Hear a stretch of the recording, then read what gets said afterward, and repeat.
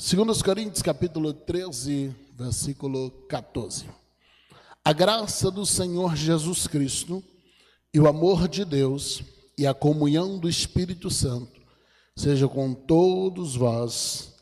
Amém. Vamos ler juntos? Vocês sempre ouvem esse final de culto, né? Bora a igreja agora impetrar a bênção apostólica todas juntas? Amém? 1, 2, 3. A graça do Senhor Jesus Cristo e o amor de Deus e a comunhão do Espírito Santo seja com todos vós. Amém. Feche os seus olhos, apresente tua fome e tua expectativa a Deus. Pai, eu te louvo, eu te bendigo na beleza da tua santidade, por esta oportunidade ímpar que tenho hoje de mais uma vez ministrar a tua palavra. Te bendigo ainda mais pelo direito, pelo privilégio de estar aqui na tua casa te adorando, te louvando, te bendizendo, porque só tu és, Pai. E é ao Senhor que eu rendo toda a minha vida. Peço ao Senhor que, assim como se esteve presente agora no momento do louvor, que mais uma vez manifeste-se enquanto ministramos a tua palavra, Deus. Que haja um mover desde o céu para este lugar. E que a tua igreja, Pai, reflita em glória, em aleluia, em glorificação, e que nós possamos sentir o teu Espírito a nos tocar e nos mover hoje no meio da tua igreja, Pai. Fala conosco, em nome de Jesus. Amém e amém. Aqueles que estão de pé, tomem seus assentos, fiquem à vontade. Aleluia. Existem algumas coisas que ao longo da nossa vida cristã vai se tornando habitual. E o problema de coisas habituais é que a gente vai parando de refletir. Nós temos aqui uma média de 3 cultos por semana, a contar os PVs. E se multiplicarmos isso a 52 semanas no mês, pode deixar só o branco bem fraquinho aqui atrás, pai? Hora de mensagem, faço nem questão da LED, não. Obrigado. Se multiplicarmos isso, a gente teria aí uma média de 156 cultos anuais, em que para aqueles que são frequentes, são 156 vezes no ano que você ouve alguém ministrar ao final do culto a graça do Senhor Jesus Cristo, o grande amor de Deus e a comunhão do Espírito Santo esteja sobre vocês. Isso para a gente vai perdendo valor. A gente brinca. Particularmente não vou me impor nesse pacote, mesmo que por hábito de ética do pregador, a gente não.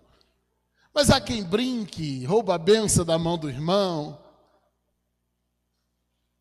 e é como se aquilo fosse perdendo sentido.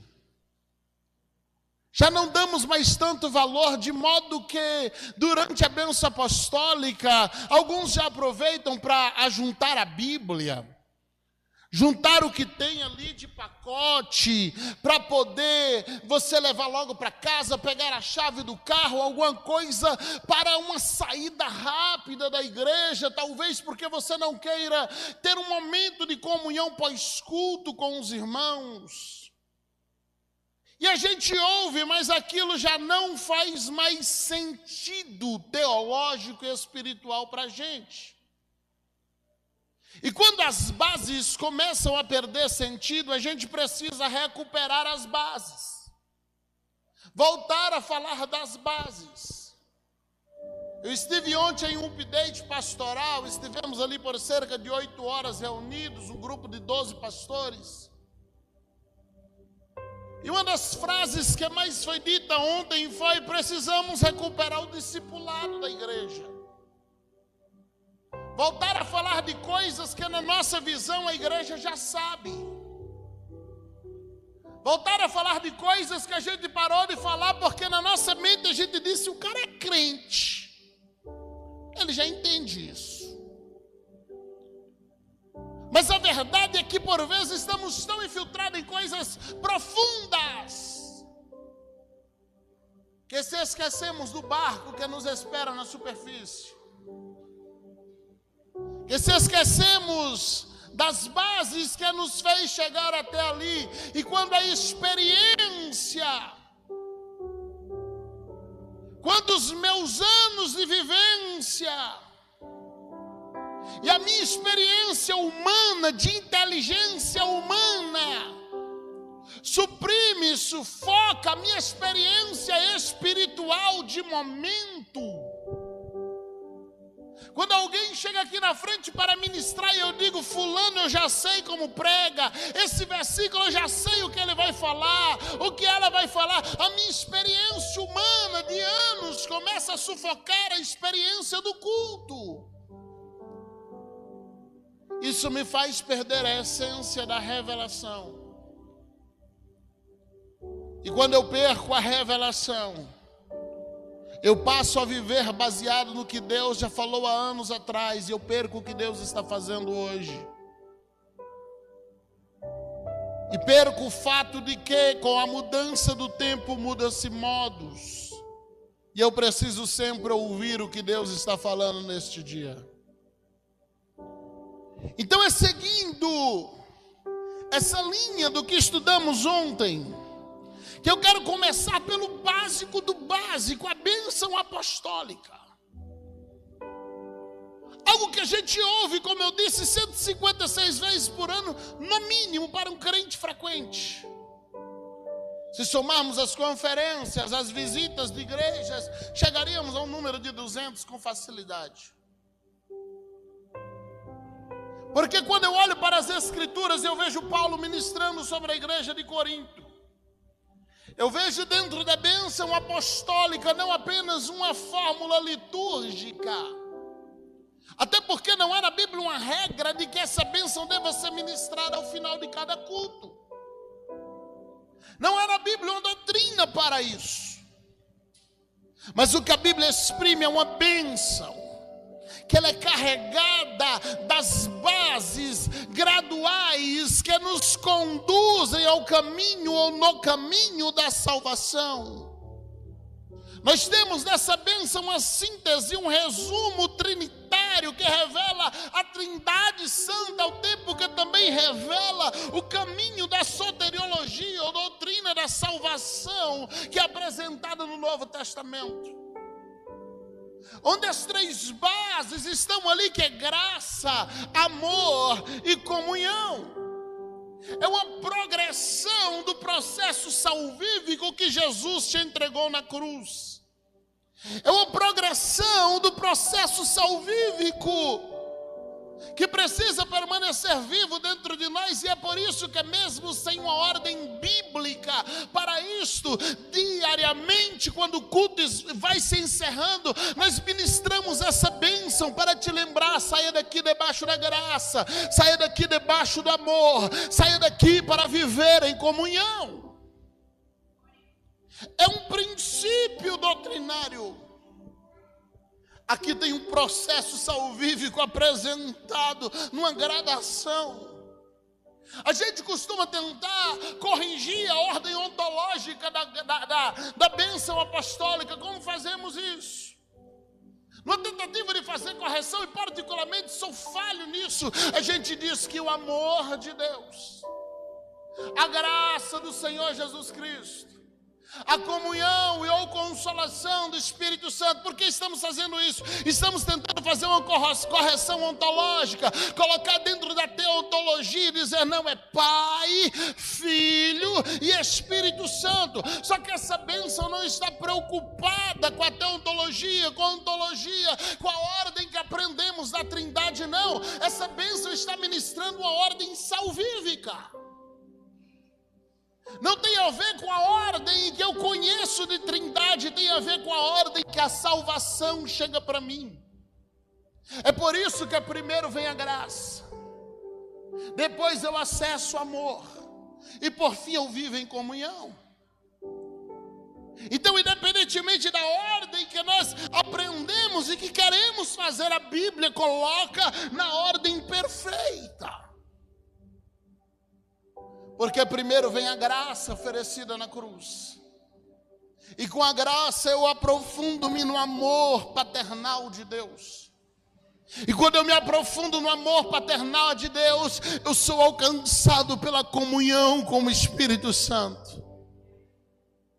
É por isso que a gente não pode tentar corrigir o que não está errado.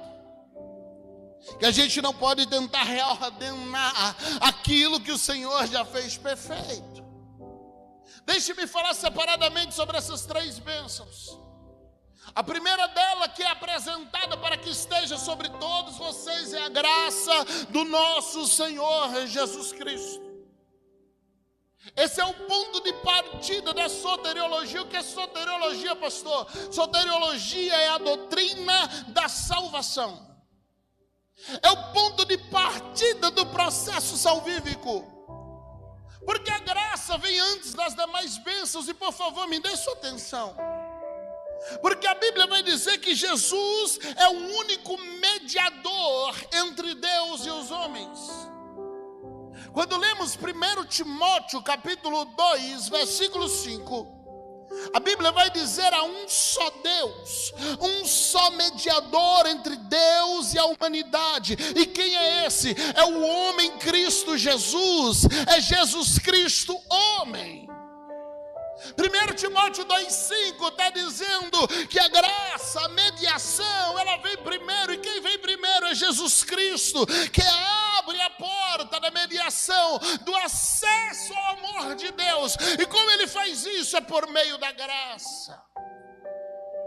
Como que a porta do amor de Deus é aberta para mim? É por meio da graça. Sem a mediação do Filho, sem o caminho construído pelo Filho, o amor de Deus é inacessível à humanidade. Entende? Porque a graça veio primeiro, porque a graça é dita primeiro, porque apesar do amor do Pai estar lá desde o princípio, mas sem a graça eu não acesso esse amor. Sem a graça eu não tenho acesso a Deus. Vamos ler alguns textos das Escrituras. Eu vou tentar conduzir o mais bíblico possível. Então, se quiser manter sua Bíblia aberta, um caderno, um papel, para você conferir em casa, não tem problema. Isaías capítulo 59, versículo 2. Isaías 59, versículo 2. A Bíblia vai dizer: foram suas maldades que os separaram de Deus. Por causa dos seus pecados, ele se afastou e já não os ouvirá. Por causa das suas maldades, os seus pecados, e aqui fala de todos nós. Eu estou usando a NVT, viu, Mariana? Só para a gente conciliar aqui. As nossas maldades nos afastou de Deus. Os nossos pecados nos afastou de Deus. Os nossos erros nos tornaram sem acesso a Deus. E aí a Bíblia não diz apenas que eu fui afastado, diz que Ele se afastou de mim. Que Ele se afastou por causa de quê? Do pecado. Romanos capítulo 3, versículos 23 e 24. Romanos 3, 23 e 24. Pois todos pecaram e não alcançam o padrão da glória de Deus. Mas Ele, olha o versículo 24, que coisa grandiosa: em sua graça nos declara justos por meio de Cristo Jesus. Obrigado por você que entendeu e deu esse aleluia. Jesus que nos resgatou do castigo por todos os nossos pecados. Então ninguém alcançou o padrão do céu. O amor de Deus existia desde o princípio, mas era inalcançável por conta dos nossos próprios pecados. Mas Jesus Cristo, com a sua graça, Ele nos alcançou, Ele nos abriu a porta do amor do Pai, Ele nos permitiu ter acesso a Deus e permitiu ao Pai ter acesso a nós por meio da graça. A palavra grega para graça é charis ou charisma na conjunção verbal. designa um favor totalmente imerecido, dado a alguém completamente indigno. É um favor não merecido, dado a alguém completamente indigno. Éramos o indigno, que recebemos o favor que não merecíamos. Então, só para dar trabalho para Mariana ali, eu vou citar mais alguns versículos, ela vai me acompanhar em nome de Jesus. Efésios capítulo 2, versículos 8 e 9. Efésios 2, 8 e 9. Somos salvos pela graça, mediante a fé. Não vem de nós, para que ninguém se glorie. Por nossos pecados estávamos afastados, mas pela graça somos salvos. Por meio da fé estamos alcançando a salvação. Em Hebreus capítulo 4, versículo 16, nós vamos aprender que a graça nos dará acesso ao trono e à misericórdia nos momentos de necessidade. Bora ler? Assim, aproximemo-nos, olha que convite gostoso, com toda a confiança do trono da graça, onde receberemos misericórdia e encontraremos graça para nos ajudar quando for preciso. A gente começou lendo dizendo: vocês foram afastados. E não apenas foram afastados, Deus se afastou de você. Agora nós estamos lendo em Efésios dizendo: não, por meio da graça você foi reaproximado. Mas aí a nossa culpa nos mantém com o pé atrás. Aí Hebreus diz: aproximemo-nos sem medo, com confiança. Chega perto do trono, você vai alcançar misericórdia. Ele vai te ajudar quando for preciso. É porque você merece? Não. É porque alguém derramou o sangue dele por você e te alcançou pela graça de Deus. Tem uma frase de Santo Agostinho, que ela diz que a graça não costuma ou não busca encontrar homens dignos, mas ela torna digno todos os homens que ela encontra. Ela não busca encontrar homens dignos, mas todos que são alcançados pela graça são transformados em dignos em Cristo Jesus. Sem a graça de Jesus não temos acesso a mais nada.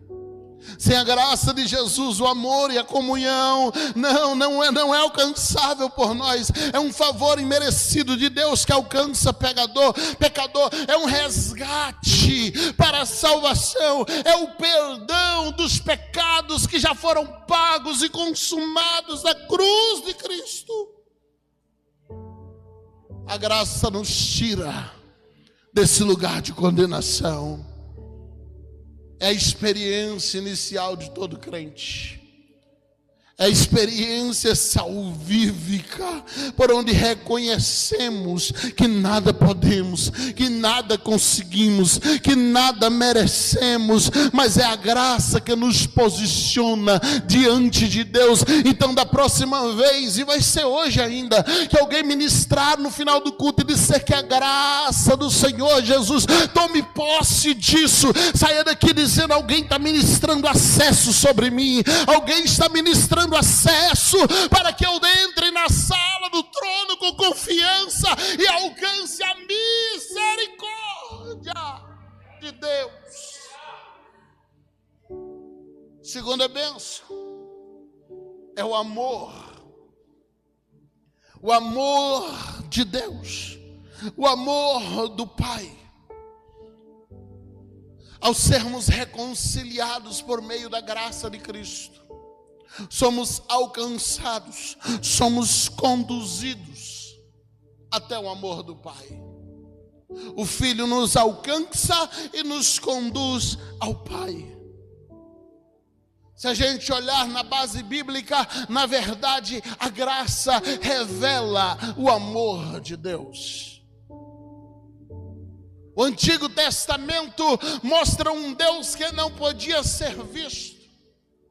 E por isso as pessoas o interpretavam como mau, como ranzinza, como ruim, mas isso era um erro de perspectiva. A graça nos abriu o véu que foi rasgado e nos permitiu ver o Deus de amor que não era visto, nos permitiu ver o Deus que ama, nos permitiu ver o Deus que salva, nos permitiu ver o Deus que consola, que conforta, que atende. Alguns vão acreditar que Deus era ruim, aí ele aceita Jesus na cruz e fica bom no Novo Testamento. Na verdade isso não acontece. Deus é imutável, Deus sempre foi bom, mas a graça, a porta da graça estava fechada. O Filho vem e na cruz com o seu sangue nos compra, rasga o véu, abre as cortinas, e enquanto de lá Deus nos vê, de cá a gente olha e vê o Pai, e não é um Pai ranzinza, não é um Pai mau,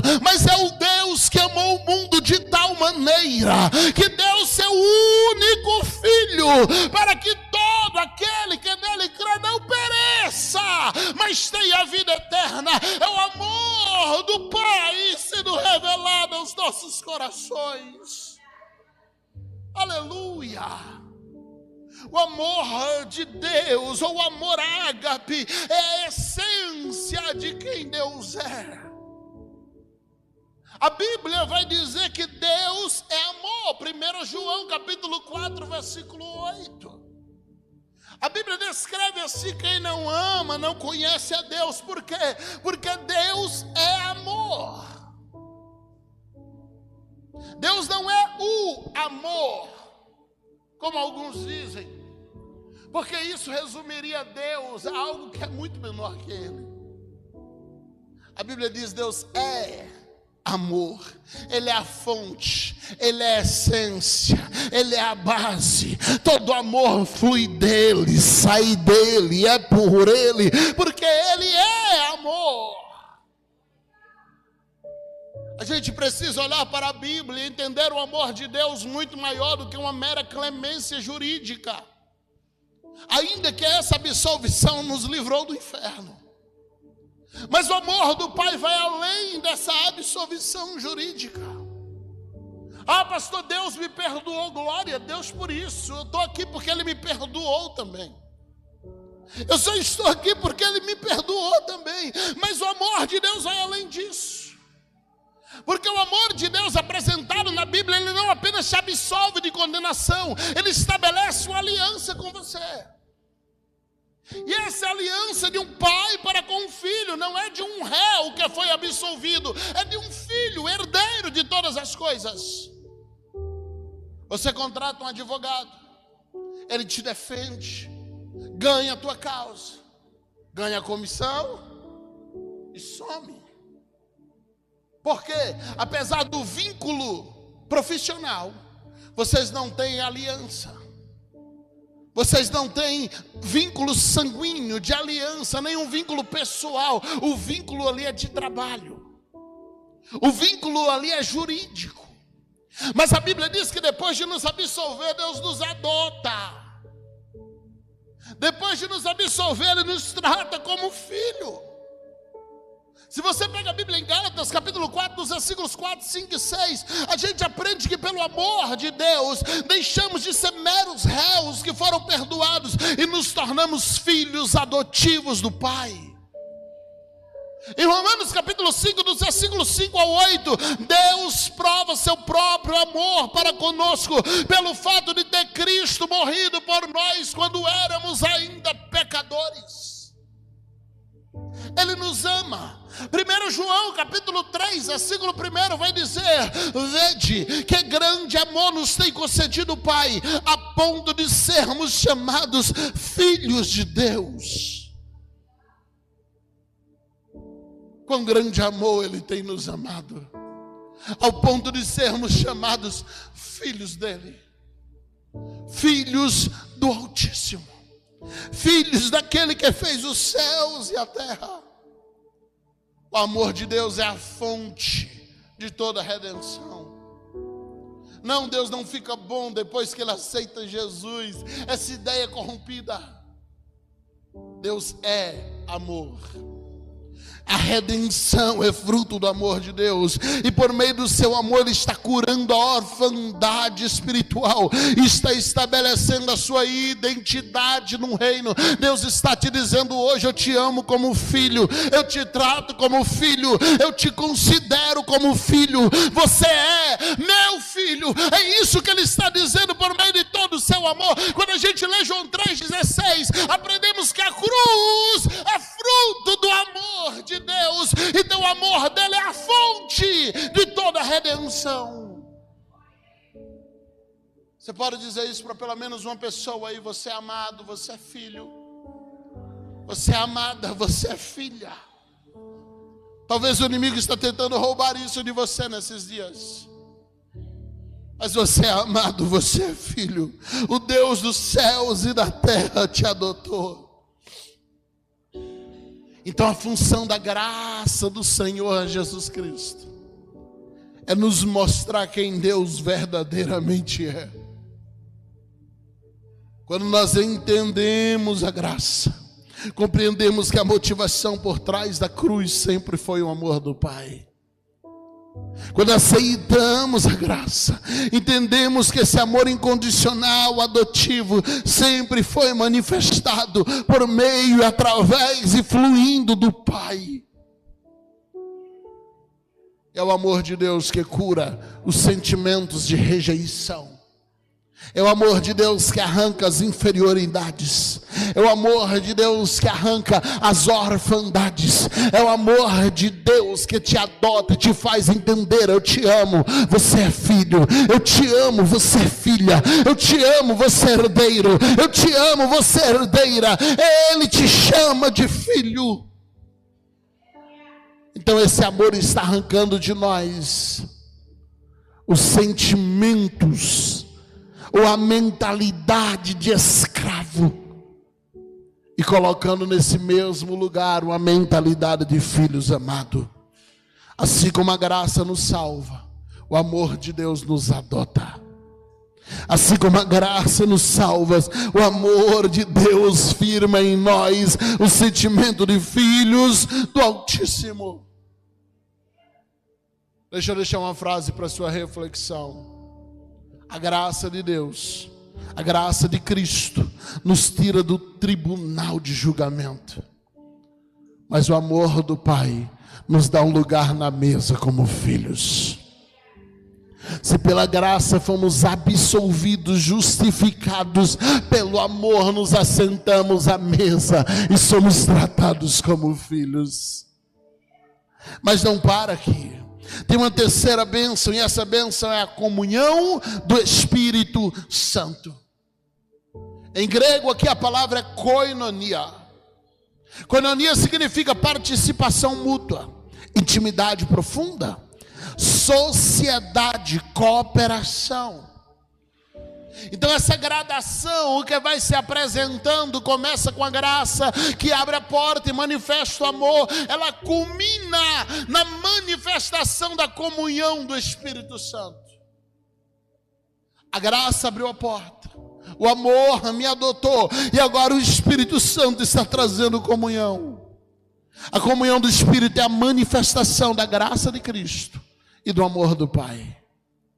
Quando eu sou fruto da graça, quando eu vivo debaixo do amor do Pai, eu resulto na comunhão do Espírito Santo. E essa comunhão, ela vai trabalhar em duas vertentes. A primeira dela é vertical. Ela me mantém acessando o Pai. Ela me mantém com acesso a Ele em comunhão. E ela vai trabalhar na vertente da comunhão de uns para com os outros.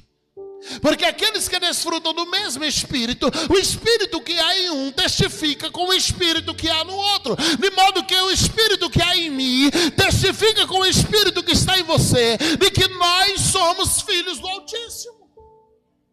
Então a comunhão que eu estabeleço com Deus, o que Deus estabelece comigo, precisa se manifestar em comunhão de uns para com os outros. Precisa se manifestar numa comunhão horizontal. Observe que a bênção apostólica finaliza com: esteja sobre todos vocês. Há um chamado, um vínculo de unidade aqui. Então o Espírito Santo não apenas une o crente a Deus.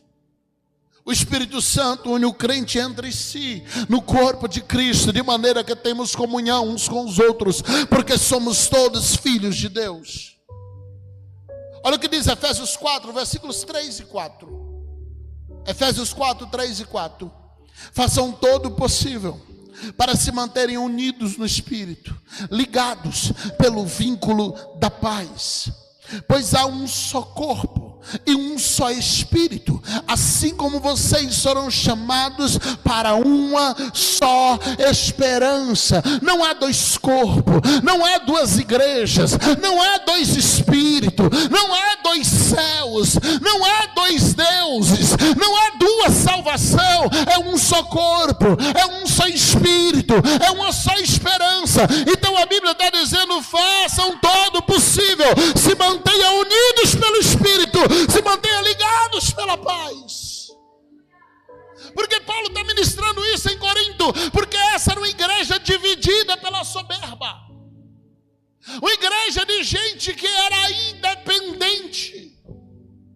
A independência de Corinto era tão extrema que em um tempo que as pessoas iam lá na frente e se serviam na ceia, alguns chegavam mais cedo e comiam tudo e deixavam os irmãos com fome ou sem cear.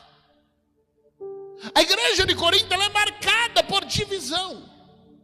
A igreja de Corinto, ela é marcada por facções. É por isso que Paulo chega ali e fala que a graça do Senhor Jesus Cristo, que o amor de Deus e a comunhão do Espírito Santo seja derramada sobre vocês. Que a comunhão do Espírito os alcance. Romanos 8, do 14 ao 16, nós aprendemos que o próprio Espírito testifica com o nosso Espírito de que somos filhos de Deus. Então observe que nós estamos apresentando uma obra da Trindade aqui agora, nesse processo não só de salvação, mas de manutenção da salvação, da santificação, da regeneração, que resultará na glorificação. Então Paulo está dizendo agora: o mesmo Espírito é que está dando continuidade ao que a graça te deu acesso, ao que o amor te fez pertencer. A comunhão do Espírito é que mantém o que a graça fez, o que o amor me deu. A comunhão do Espírito mantém. Filipenses 2:1 é uma exortação à consolação em Cristo, a comunhão do Espírito. Quando a gente puxa na história da teologia, chamada teologia clássica, ao longo da história há uma concordância unânime de que o Espírito Santo é esse elo de amor que nos mantém ligados ao Pai e ao Filho, e é derramado diariamente sobre o coração da igreja. O Espírito Santo é esse elo, é a comunhão do Espírito que transforma essa doutrina bíblica, essa letra cravada em um livro, em uma experiência viva, onde todas as vezes que você abre as Escrituras, as palavras saltam como uma revelação. Se você lê o mesmo livro de qualquer autor por aí, 2, 3 vezes você enjoa, é monótono. Mas quando você lê a Bíblia, o mesmo texto que você leu 10, 15, 20 vezes, todas as vezes o Espírito ministra uma revelação, todas as vezes o Espírito ministra uma palavra atual. O que está acontecendo? Aquilo que foi me dado pela graça, aquilo que eu acessei pelo amor, agora está sendo mantido pela comunhão. Ele está lá enquanto eu leio, Ele está lá enquanto eu oro, Ele está lá enquanto eu falo com Deus, Ele está lá enquanto eu caminho. A comunhão do Espírito mantém a vida da igreja. Então a graça abre a porta, o amor me chama para dentro e me dá filiação, mas a comunhão nos dá intimidade e nos permite ter vivência com o Pai e entre irmãos. A comunhão nos dá intimidade. A graça abre a porta, o amor me adota, mas é a comunhão do Espírito que faz do meu coração a morada de Deus. É a comunhão do Espírito que faz do teu coração a morada de Deus. É a comunhão do Espírito que te permite morar em Deus e Deus morar em você. É a comunhão do Espírito que nos mantém juntos para estarmos comungando daquilo que Deus está fazendo no meio da igreja. Eu preciso entender que o Espírito não é uma força, não é um vento, não é um sopro. Ele é uma pessoa que habita em nós como crente. O Espírito é uma pessoa que nos guia, que nos consola, que nos ensina, que nos une. Ele é aquele que nos mantém junto como igreja. Ele é aquele que nos mantém juntos como filhos de Deus. Então a graça abriu a porta, o amor revelou o Pai. A comunhão faz Deus morar em nós e faz com que Ele seja o nosso lar e sejamos moradas para Ele. Eu já vou concluir. A graduação da bênção apostólica, ela está revelando uma jornada completa do discípulo de Cristo. A forma como a bênção apostólica foi colocada, como Paulo ministra sobre a igreja de Corinto. Ele revela o plano salvífico em seus degraus, em seus processos. A graça de Cristo, ela nos atinge onde estamos. A graça de Cristo, ela nos atinge no lugar de morte, no lugar de miséria. A graça de Cristo vai te buscar aonde você estava. A graça de Cristo para alguém que está assistindo essa mensagem e que está num lugar de miséria, num lugar de perda, num lugar de desesperança. A graça de Cristo te alcança aonde você está. Ela está indo hoje por meio da minha voz e está te alcançando no teu lugar de fracasso. Ela está te alcançando no teu lugar de desesperança. Ela está te alcançando aonde você está, porque pela graça Cristo desce do céu e vem até você. O amor de Deus, Ele nos acolhe quando a graça nos traz e nos dá uma nova família, uma nova identidade. O amor de Deus convida para dentro aqueles que foram trazidos pela graça. Ele diz: filho, entra, eu te chamo de filho. A comunhão do Espírito é aquele que vai dizer ao que foi convidado adentro: permaneça. A graça foi buscar, o amor convidou para entrar, a comunhão disse: você pode permanecer aqui, eu te cubro debaixo das minhas asas. Se com a graça eu fui buscado e achado, com amor eu fui convidado para dentro, e com a comunhão eu tenho permanecido na morada celestial. E aí eu posso dizer como Paulo, que amarrado com os pés e mãos em tronco no subsolo de uma prisão, ele escreve aos Filipenses dizendo: eu estou assentado nas regiões celestiais com Cristo, porque ainda que meu homem mortal, material está aqui preso, o meu homem espiritual está livre e habita com Deus. Então toda vez que alguém ministra a bênção apostólica, está te dando um mapa de salvação, está te dando um mapa de vida com Deus. É um lembrete: aprenda a depender da graça, aprenda a depender da graça. Por merecimento você é afastado, por merecimento você não alcança o padrão. Lemos isso lá em Romanos. Por merecimento você não alcança os requisitos, mas pela graça você foi alcançado. Então aprenda a depender da graça. Pastor, eu já dependo da graça. Então descanse no amor.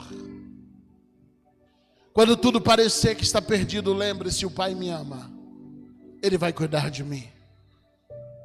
Aprenda a descansar no amor de Deus. Ele continuará cuidando de você.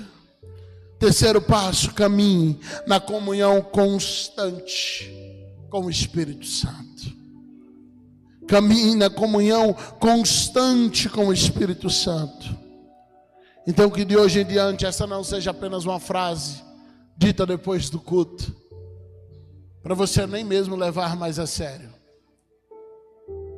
Mas que todas as vezes que alguém ministrar sobre você, que você entenda que existe um ecossistema sendo apresentado no qual sua alma vive, no qual o seu espírito vive, e que ele se desenvolve todos os dias. Graça, amor e comunhão. A porta, o acesso, a permanência. A porta, o acesso, a permanência. Graça, amor e comunhão. Eu quero orar com você.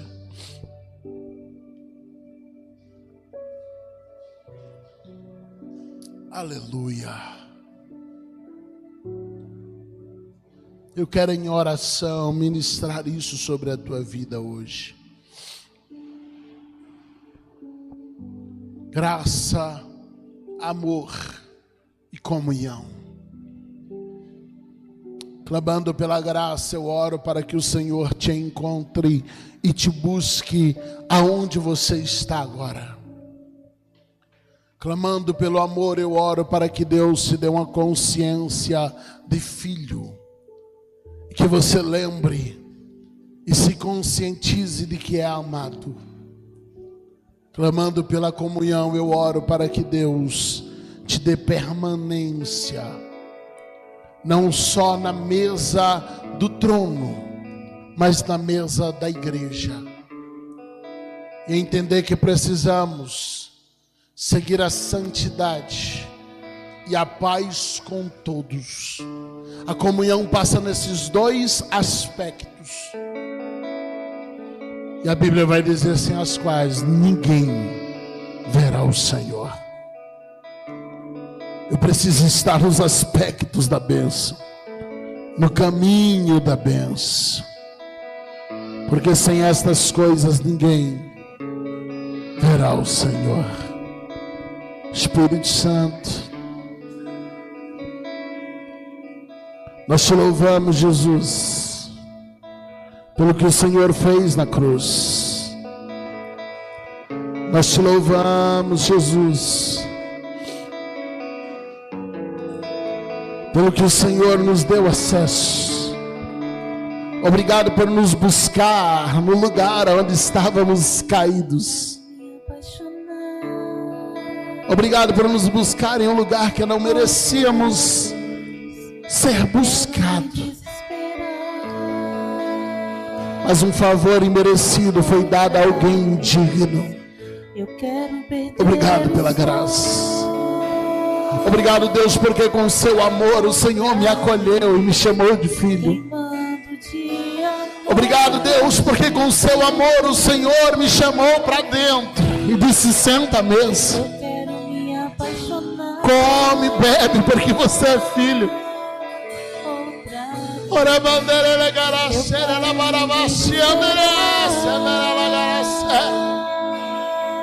Obrigado, Espírito, porque por meio da comunhão, quando eu achei que eu deveria voltar para o lugar de miséria, o Senhor olhou para mim e disse: não, você vai ficar. Você mora aqui agora. Quando da minha fraqueza eu quis fugir,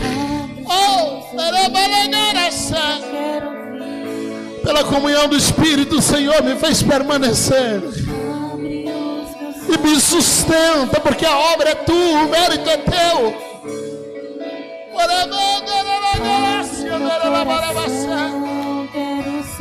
Adore a Ele aí, se você é grato pela graça, o amor, a comunhão, por favor, engrandeça a Deus. Engrandeça a Deus. Fala com Ele.